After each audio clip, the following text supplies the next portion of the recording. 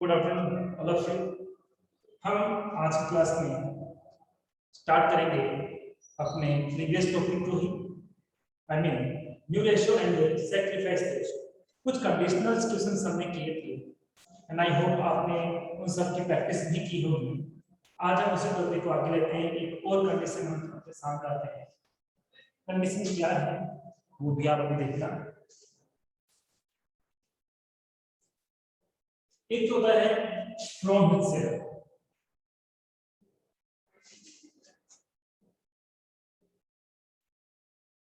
मतलब अपने हिस्से का इंग्लिश आती है। इंग्लिश में आपको क्या मेंशन होगा? फ्रॉम हिज से, हिंदी में कहते हैं अपने से। एक आता है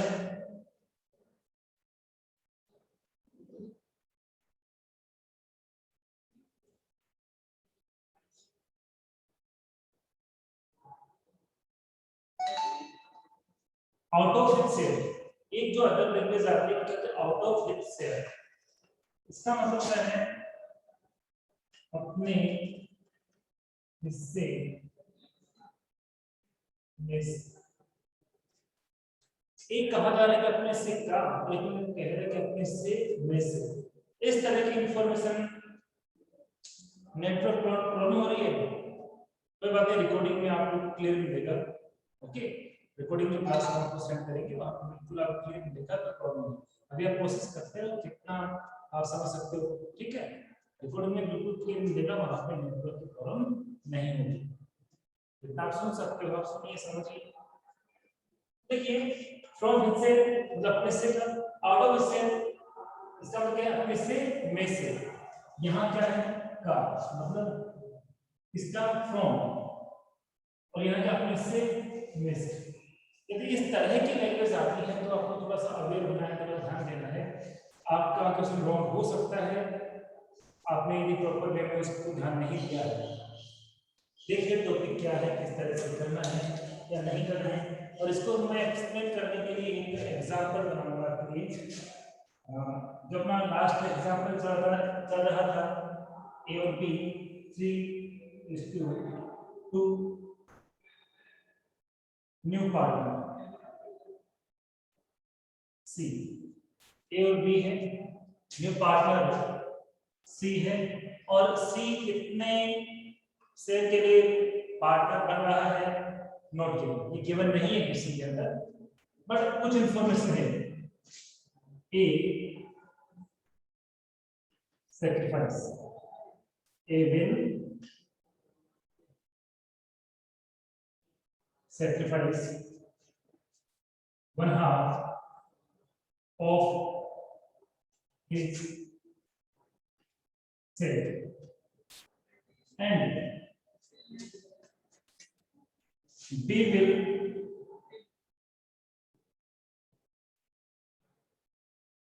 sacrifice 2/3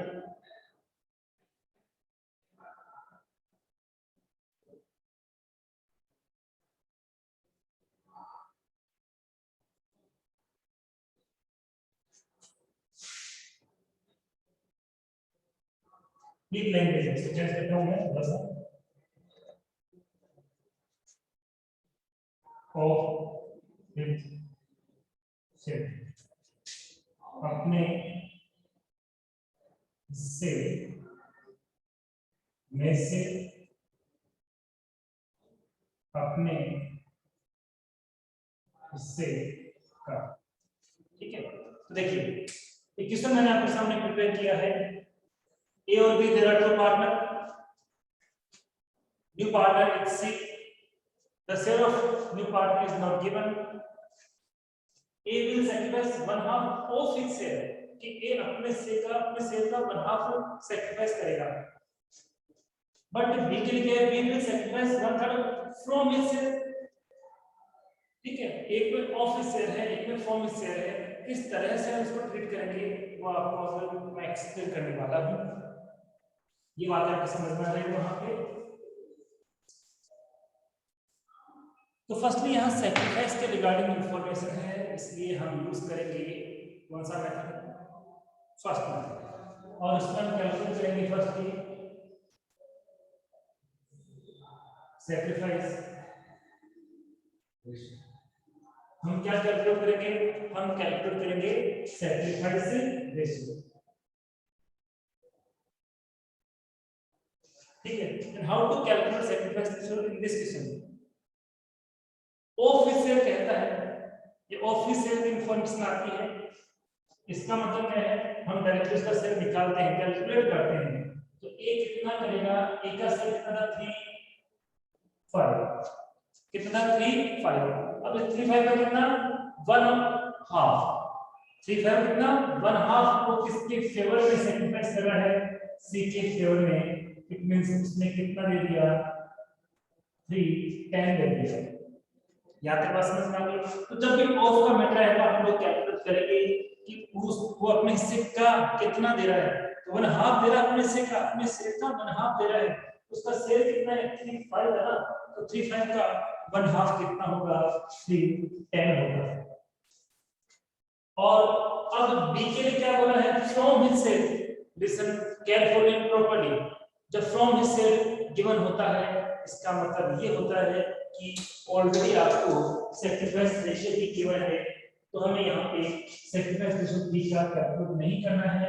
कितना आया है? अभी 230 आएगा। तो जब भी फ्रॉम हिज सेल आता है, आपको सैक्रिफाइस रेशियो कैलकुलेट नहीं करना है।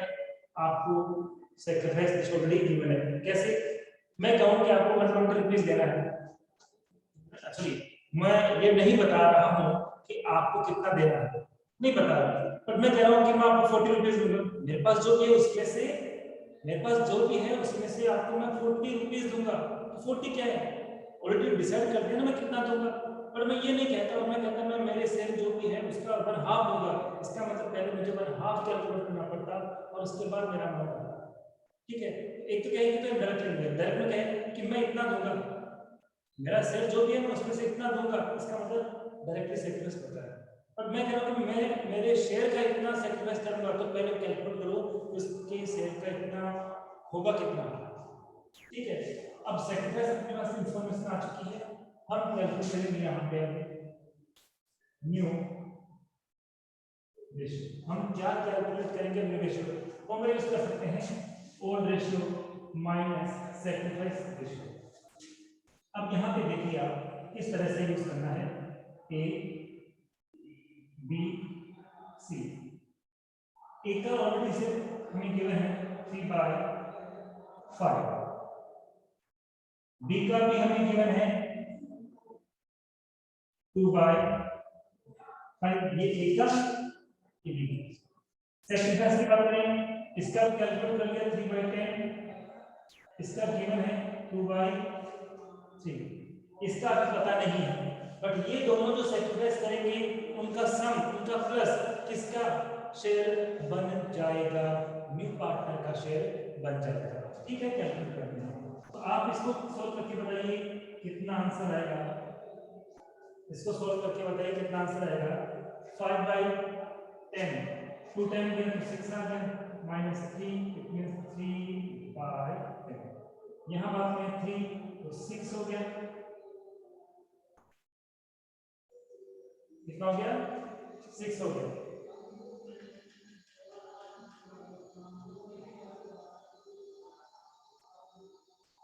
कैलकुलेट करके बताइए कितना है। यहाँ पे कुछ हमने मिस्टेक की है। हम लोग ऐसा करते हैं, इसको 1/3 कर देते हैं कि कितना शेयर है उसमें से ज्यादा तो देख सकते हैं ना, मैंने 1/3 कर दिया। कितना कर दिया? 1/3 फ्रॉम इससे, तो 2/3 था। यहाँ पे कितना हो जाएगा? 1/3 हो जाएगा।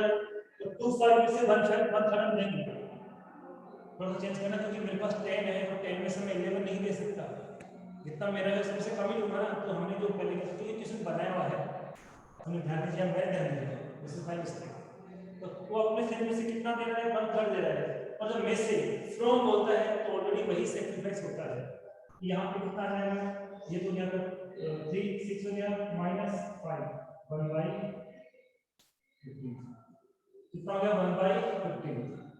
ठीक है, अब मुझे बताओ सी का शेयर कितना होगा? सी का शेयर कितना होगा।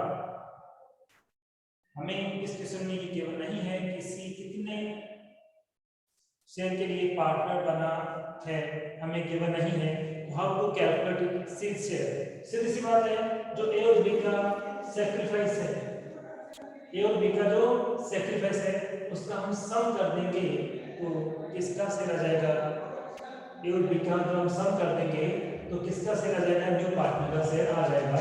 तो 3/10 प्लस 1/3 एलसीएम लेते हैं, 10 आएगा, 10 नहीं आएगा, 30 आएगा। ठीक है, तो ये हो गया आपका 9 प्लस 10 तो ये 19/30 कितना कि 19/30। तो ये बात समझ में आएगा कि 11/30 कैसे आया, 11/30 कैसे आया, 19/30 10 का 3 का जाएगा, 3 को मल्टीप्लाई करें 9 आएगा, 3 का 10 30 में 10 टाइम जाएगा, 3 का 30 में 10 टाइम जाएगा, उस 10 को हम मल्टीप्लाई करेंगे 1 से। ठीक है, अब क्या हम इसको ऐसे कहते हैं रेशियो में 3:1:90, क्या हम ऐसी लैंग्वेज यूज कर सकते हैं क्या, 3:10 तो 3:1:90 हम ऐसी लैंग्वेज यूज नहीं कर सकते हैं। तो जब इसको चेंज करेंगे, इस बार तीनों में वैल्यू अलग है, इसका मतलब हाईएस्ट वैल्यू यहाँ पे है ना, इसको भी और इसको भी, या तो हम ऐसा करेंगे कि एलसीएम लेके कर लेंगे, ठीक है, अच्छा रहेगा एलसीएम लेके करना, डायरेक्ट भी कर सकते हैं कि इसको 30 बनाने के लिए मुझे किससे मल्टीप्लाई करना पड़ेगा, इसको 30 बनाने के लिए इससे मल्टीप्लाई करना होगा। तो इसको मैं मल्टीप्लाई करूंगा 3 से, 3 से 9/30 हो गया, इसको मल्टीप्लाई करूंगा 2 से, 2/30 हो गया, ये अपना है, इस न्यू रेशियो जाएगा 3 9 2 और 90, 9 2 और 90, 9 to 9 समझो कैसे, 9 to लास्ट का 9 कैसे है। हाँ, अब एक और यहाँ पे नई बात सुनिए, एक तो नई बात बता दी फ्रॉम हिज से, ऑफिस से, ये बात तो आपको समझ में आ गई है, टेल मी, ये बात तो समझ में आ गया आपके कि फ्रॉम हिज से का मतलब क्या होता है, ऑफिस से का मतलब क्या होता है, अपने से का यदि वर्ड गिवन है तो क्या मतलब होता है, अपने से में से कहा जाए तो क्या मतलब होता है। ठीक है, अब मैं क्या कहने जा रहा हूँ, इस क्वेश्चन में एक्चुअल सैक्रिफाइस क्या होगा, ये नहीं होगा, 3/1 नहीं होगा, क्यों, इसका तो अलग है, ये भी दोनों सेम होने चाहिए, ये दोनों भी क्या होने चाहिए, सेम होने चाहिए, ऊपर 10 है और नीचे 3 है, तो ये सैक्रिफाइस एक्चुअली नहीं है, हम इसको, ये बेस तो बन गया है, तो यहाँ पे हमें सैक्रिफाइस रेशियो को कैलकुलेट करना पड़ेगा और दोनों को इक्वल करेंगे। कैसे इक्वल करें, कैसे इक्वल करें, या तो एलसीएम लेके या फिर अपने माइंड से भी कर सकते हो कि कैसे इक्वल करें। इसको मैं 30 बनाऊं तो इसको 30 बना सकता हूं ना, m टेबल में और तो कुछ आएगा नहीं, इसको 30 बनाऊं तो मुझे इससे इनटू करना पड़ेगा 3/3 से 9/30 और इसको मुझे इनटू करना पड़ेगा 10/10 से, तो 10/30 9/30 तो 10/30 और इसको भी यदि ऐड करते हैं ना आगे तो आंसर क्या आएगा 19/30 ही आएगा। ठीक है, तो वहां न्यू रेशियो का जो न्यू पार्टनर है उसका रेशियो में इफेक्ट नहीं पड़ेगा, न्यू पार्टनर का जो रेशियो है न्यू रेशियो है उस पर तो इफेक्ट नहीं पड़ेगा, तो सैक्रिफाइस में इफेक्ट पड़ जाएगा। इसलिए आपको ऑलवेज देखना है कि सैक्रिफाइस में भी नीचे की वैल्यू क्या होनी चाहिए, इक्वल होनी चाहिए, न्यू रेशियो में भी इक्वल होनी चाहिए और सैक्रिफाइस में भी इक्वल होनी चाहिए। न्यू रेशियो डायरेक्ट निकालोगे तो भी इफेक्ट नहीं पड़ेगा, वैसे निकालोगे इसको प्लस करके निकालोगे तो भी इफेक्ट नहीं पड़ेगा। तो ये ध्यान रखना कि सैक्रिफाइस रेशियो में भी बॉटम वैल्यू इक्वल होनी चाहिए, नहीं है तो फिर वो सैक्रिफाइस रेशियो नहीं है, एक बेस है, तभी क्या हम कैलकुलेट बाय द बेस, हम उस बेस के थ्रू कैलकुलेट कर सकते हैं कि किस तरह से हमें सैक्रिफाइस रेशियो कैलकुलेट करना है। अब बताइए क्या ये बात समझ में आ गई है, क्या ये बात आपकी समझ में आ गई है, बताइए क्या आपकी ये वाली बात समझ में आ गई, कॉन्सेप्ट क्लियर आ गए, ठीक है। अब जनरली हमने सारे क्वेश्चंस कर लिए हैं, अब आगे बढ़ते हैं और नेक्स्ट टॉपिक को स्टार्ट करेंगे।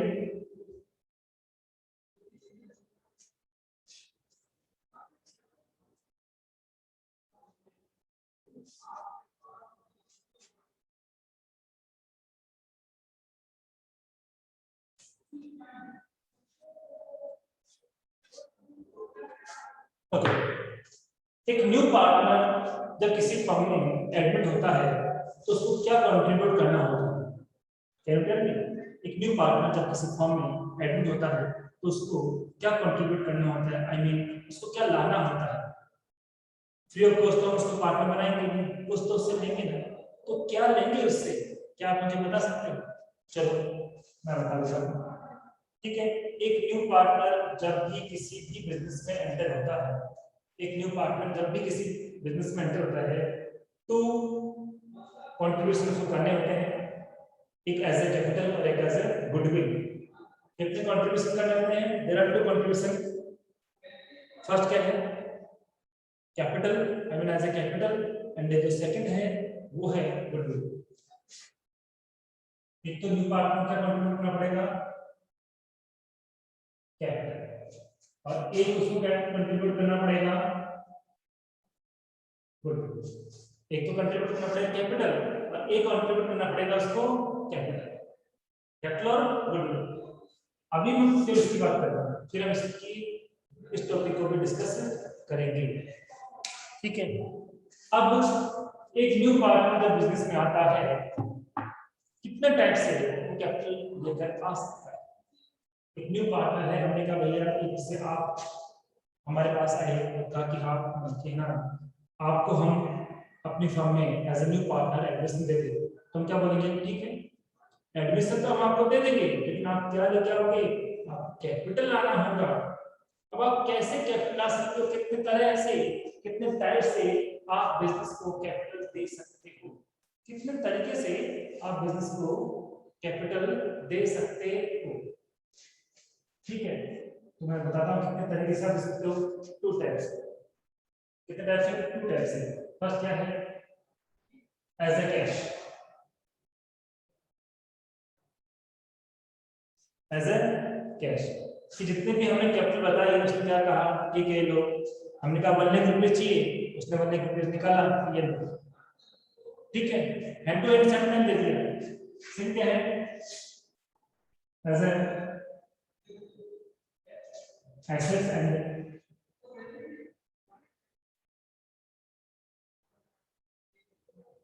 Liabilities, as a assets and liabilities. इस बार क्या कर रहा है कि एसेट्स और लायबिलिटीज के वे में कैपिटल आ रहा है, ठीक है। अब कब ऐसी कंडीशन आती है कि वो कैश में कैपिटल कंट्रीब्यूट करेगा? कब ऐसी कंडीशन आती है कि वो एसेट्स और लायबिलिटीज के वे में कैपिटल कंट्रीब्यूट करेगा? ठीक है, तो ये कभी क्वेश्चन में नहीं दिया जाएगा, ये हमें देखना पड़ेगा, हमें सोचना पड़ेगा। तो मैं आपको बताता हूँ ऐसी कंडीशन कौन सी होती है कि कब वो कैपिटल कंट्रीब्यूट करेगा एज ए कैश और कब वो एज ए एसेट्स और लायबिलिटीज कंट्रीब्यूट करेगा। तो जनरली क्या है, कैश में जनरली कब कंट्रीब्यूट करता है? ध्यान सुनना कि जो पर्सन हमारी फर्म का न्यू पार्टनर बन रहा है वो पहले से कोई कहीं पार्टनर भी नहीं था और पहले से उसका कोई बिजनेस भी नहीं था, ना तो उसका पहले से कोई बिजनेस था, ना वो कहीं कोई पहले पार्टनर था, ठीक है। वो कहीं सर्विस कर रहा था, हम ये मान लेते हैं कि वो पहले क्या कर रहा था? कोई सर्विस कर रहा था। और आपको मैं पार्टनर बनाऊं तो आपको सर्विस कर रहे हो, आपके पास तो अब तक डिपॉजिट अमाउंट था, आपको सेविंग्स है, आप वही अमाउंट हमें दे रहे हो कि लोग एज ए कैपिटल, तो आपके पास कुछ नहीं था, आपका बिजनेस नहीं था, कुछ भी नहीं था, तो आप क्या करोगे? एसेट्स और लायबिलिटीज दोगे नहीं, आप क्या दोगे? कैश दोगे, ठीक है। इसमें जब किसी भी पार्टनर का कोई बिजनेस ऑलरेडी ना हो बट पहले से बिजनेस है, बट सपोज पहले से इसका बिजनेस है, तो अब वो जब हमारे बिजनेस में न्यू पार्टनर बनेगा उसको अपना बिजनेस तो क्लोज करना ही होगा, उसको अपना बिजनेस क्लोज करना ही होगा। और वो जब अपने बिजनेस को क्लोज करेगा तो उसके बिजनेस की जो एसेट्स है और उसके बिजनेस की जो लायबिलिटीज है उसका क्या? वो ऐसे बन के करके आ जाएगा तो रोज जाएगा उसको क्या करता है अपने बिजनेस को उसको देता है कि ये लो मेरे कैपिटल के लिए आप मेरा बिजनेस ही ले लो। हमने कहा 1 लाख रुपए चाहिए, जैसे मैंने कहा 1 लाख रुपए चाहिए तो हमने क्या कहा कि 1 लाख रुपए के लिए आप मेरा बिजनेस ही ले लो। कम है मैं आपको और दे दूंगा, ज्यादा है तो आप कहीं और एडजस्ट कर लेना, क्योंकि मैं तो आपके पार्टनर आपके फर्म का पार्टनर बन ही रहा हूँ ना, तो फिर मेरे बिजनेस करने का कोई सेंस नहीं है। क्लियर? तो देखिए आई बात समझ में, इसमें बिजनेस नहीं होगा और इसमें पहले से बिजनेस होगा तब ये सिचुएशन सामने आएगी। इस केस में एंट्री क्या होगी? कैश अकाउंट दिया, सबसे पहले दिया होगा कैश अकाउंट को हम दिया करेंगे। कैश दिया क्यों करेंगे? कैश एसेट्स है और न्यू पार्टनर जब हमारी फर्म को कैपिटल दे रहा है जब कैश दे रहा है, कैश पहले जो पहले था वो तो है कैपिटल के वे में न्यू पार्टनर कैपिटल में हमारे पास कैश और आ गया तो कैपिटल हमारी बढ़ गई और कैश भी बढ़ गया। कैश एसेट्स है और एसेट्स इंक्रीज होती है तो क्या करते हैं बताइए? मैंने कुछ बताया था आपको, एक रूल में आपको अगेन डिस्कस कर रहा था। Assets liabilities expense income plus हो सकती है माइनस हो सकती है। एसेट्स कभी भी प्लस होगी डेबिट ही होगी और एसेट्स डिक्रीज होती है तो क्रेडिट होगी। एसेट्स का रिवर्स क्या है? लायबिलिटी। एसेट्स अप होने पे डेबिट हुई, लायबिलिटीज अप होने पे क्रेडिट होगी और डाउन होने पे डेबिट होगी। ठीक है? और जो रूल एसेट्स है वही रूल इसका एक्सपेंस का है। इट मींस एक्सपेंस इंक्रीज होगा तो डेबिट होगा, डिक्रीज होगा तो क्रेडिट। और लायबिलिटीज का रूल किसका है? इनकम का रूल। यहां ये भी कर सकते हैं एसेट्स का रिवर्स लायबिलिटीज और एक्सपेंस का रिवर्स इनकम। तो इनकम जब इंक्रीज होगी तो सीआर होगी और डिक्रीज होगी तो डीआर होगी। कैश एसेट्स है और आ गया, कैश इंक्रीज हो गया इसलिए डीआर किया। क्रेडिट में क्या आएगा अकॉर्डिंग टू यू? सीआर में हमें क्या मेंशन करना होगा इस क्वेश्चन के अंदर? इस टॉपिक में हमें सीआर में क्या लिखना होगा? कैपिटल आ रहा है क्या है कैपिटल लिखनी पड़ेगी। क्या लिखना पड़ेगा? कैपिटल लेके आ रहा है तो बिजनेस में पहले किसकी कैपिटल थी? ओल्ड पार्टनर की कैपिटल थी। Suppose old partner already 5 lakh rupees contribute कर चुके हैं। Old partner already 5 lakh rupees contribute कर चुके हैं। अब न्यू पार्टनर 1 लाख रुपीस और ला रहा है तो उसकी कैपिटल 5 लाख रुपीस तो रहेगी नहीं। अब उसकी कैपिटल कितनी हो जाएगी?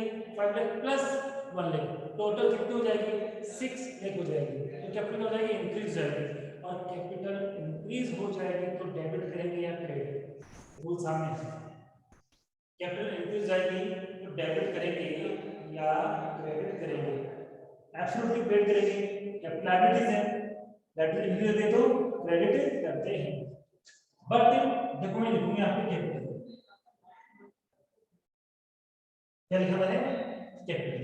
बट ध्यान देना 11th क्लास तक हम लोग कैपिटल ही लिखते थे क्योंकि वहां पे एक सिंगल ओनर होता था। हमें जानते हैं तो सिंगल ओनर है कंपनी की जितनी भी कैपिटल की नीड है वो कौन जो नीड है वो कौन करेगा? उसको फुलफिल कौन करेगा नीड को? एक ही पार्टनर करेगा, एक ही व्यक्ति करेगा, एक ही ओनर करेगा, और तो कोई है नहीं। पर पार्टनरशिप में कैपिटल सारे पर्सन जो ओनर है सब कंट्रीब्यूट करेंगे, सारे पार्टनर कंट्रीब्यूट करेंगे। अब किसने कितनी कैपिटल दी उसका पता किससे लगेगा? मौलिक कैपिटल नाम से लिख देता हूं तो पता ही नहीं चलेगा कि न्यू पार्टनर ने कितनी कैपिटल कंट्रीब्यूट की है। इसलिए हम यहां से पहले से नाम लिखते हैं कि न्यू पार्टनर्स कैपिटल। केवल कैपिटल कभी नहीं लिखनी है, आपको लिखना है न्यू पार्टनर्स कैपिटल। तो न्यू पार्टनर्स कैपिटल क्रेडिट क्यों हुई? लायबिलिटीज है कैपिटल और लायबिलिटीज क्या हो गई? इंक्रीज हो गई। इंक्रीज हो गई इसलिए क्रेडिट हो गई। कैश एसेट्स है इंक्रीज हो गई, एसेट्स इंक्रीज हो गई है तो क्लियर हो गई। क्या ये एंट्री आपको समझ में आ गई है? क्या ये एंट्री आपको समझ में आ गई है? प्रॉपर्ली जल्दी से बताइए।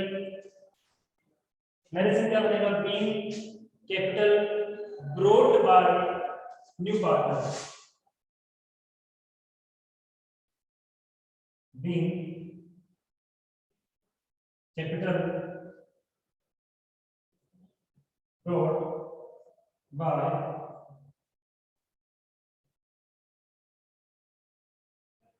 New partner. In capital brought by new partner. ठीक है, आई होप यहाँ तक का जो टॉपिक है वो आपके आराम से समझ में आ चुका है, कहीं भी कोई डाउट आपको नहीं हो गया।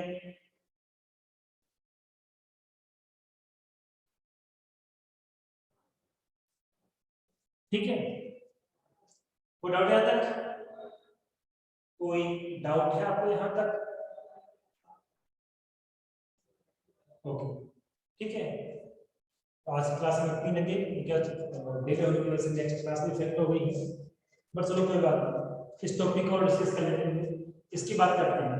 तो पहले suppose new partner is C, new partner is C, C के पास एसेट्स भी है, सी के पास लायबिलिटीज भी है, आई मीन उसका पहले से बिजनेस है, और वो क्या कर रहा है कि कैपिटल के वे में उसके पास कैश नहीं था या इनसफिशिएंट था, तो क्या बोलेंगे मेरी एसेट्स भी आप ले लो, मेरी लायबिलिटीज भी आप ले लो, किसके भी आप ले लो, किसके लिए, कैपिटल के लिए ले लो।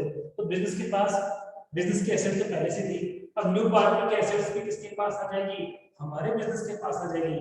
तो जितने एसेट्स पहले थे वो तो है, जितनी एसेट्स पहले थी वो तो है, अब नए पार्टनर की ओर आ गई, इसका मतलब कैपिटल क्या होगी, सॉरी एसेट्स इंक्रीज हो गई, इसमें क्या होगा, एसेट्स अकाउंट दिया, एसेट्स अकाउंट दिया टू, और क्या रहा है, लायबिलिटीज अकाउंट, लायबिलिटीज को सीआर क्यों किया, एसेट्स का रिटर्न बता दिया कि एसेट्स है, वो लाया तो हमारे एसेट्स, हमारे फर्म की एसेट्स इंक्रीज हो गई, एसेट्स इंक्रीज होती है तो डेबिट करते हैं, तो फिर लायबिलिटीज को मैं सीआर क्यों कर रहा हूं, क्योंकि लायबिलिटीज भी तो इंक्रीज हो रही है, पहले उसकी लायबिलिटीज थी उसने हमें दे दी तो हमें पे करनी पड़ेगी, लायबिलिटीज जब अप होती है तो सीआर होता है, और ये दोनों ला क्यों रहा है, किसके लिए ला रहा है, तो ये दोनों किसके लिए आ रही है, न्यू पार्टनर्स कैपिटल, क्यों आ रही है, न्यू पार्टनर्स की जो कैपिटल है उसके लिए आ रहा है अमाउंट, इसमें क्या करेंगे, न्यू पार्टनर्स कैपिटल लिखेंगे। ठीक है, अब इसमें कुछ कंडीशंस आएंगी जो हम नेक्स्ट क्लास में डिस्कस करेंगे, सिंपली एंट्री होगी, कुछ एडजस्टमेंट है इसके अंदर जो मैं बताऊंगा, एक सिंगल एडजस्टमेंट भी मैं नहीं छोड़ूंगा, हर एक एडजस्टमेंट मैं आपको एक्सप्लेन करूंगा। ठीक है, और मैं आपको पढ़ा नहीं रहा हूँ, ठीक है, मैं पढ़ा नहीं रहा हूँ, आपको समझाने की कोशिश कर रहा हूँ, आपके माइंड में डालने की कोशिश कर रहा हूँ, आप बस प्रैक्टिस करते रहिए, सब कुछ आपको ध्यान में आ जाएगा। सिंपली एंट्री तो ये होती है, अब इसमें क्या क्या चेंज हो सकते हैं, क्या क्या एडजस्टमेंट हो सकते हैं, क्या क्या कंडीशंस आ सकती हैं, वो हम नेक्स्ट क्लास में डिस्कस करेंगे। Okay, thank you so much.